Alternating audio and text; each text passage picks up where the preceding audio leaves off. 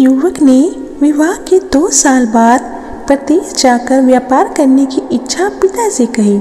पिता ने स्वीकृति दी तो वह अपनी गर्भवती पत्नी को माँ बाप के जिम्मे छोड़कर व्यापार करने चला गया। प्रदेश में मेहनत से बहुत धन कमाया और वह धनी सेठ बन गया। 17 वर्ष धन कमाने में ही बीत गए तो संतुष्टि हुई और वापस घर लौटने की इच्छा हुई। पत्नी को पत्र लिखकर आने की सूचना दी और जहाज में बैठ गया। उसे जहाज में एक व्यक्ति मिला जो दुखी मन से बैठा था।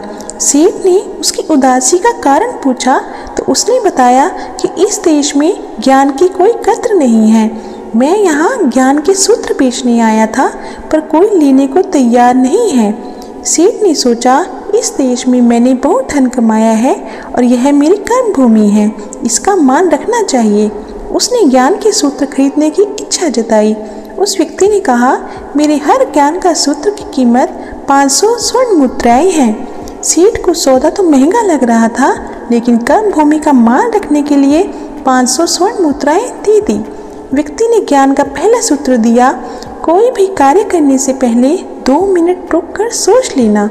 सेठ ने वो सूत्र अपनी किताब में लिख लिए।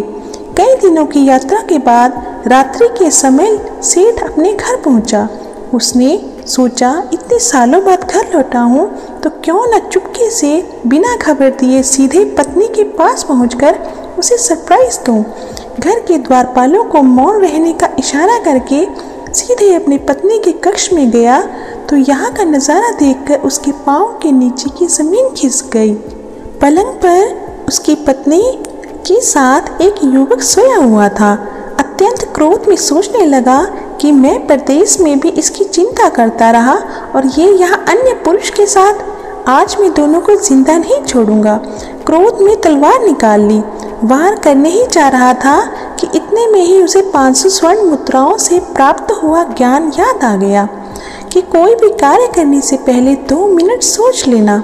सोचने के लिए रुका, तलवार पीछे खींची तो एक बर्तन से टकरा गई। बर्तन गिरा तो पत्नी की नींद खुल गई। जैसे ही उसकी नज़र अपने पति पर पड़ी वह खुश हो गई और कहा आपके बिना जीवन सूना सूना था। इंतजार में इतने वर्ष कैसे निकाले मैंने।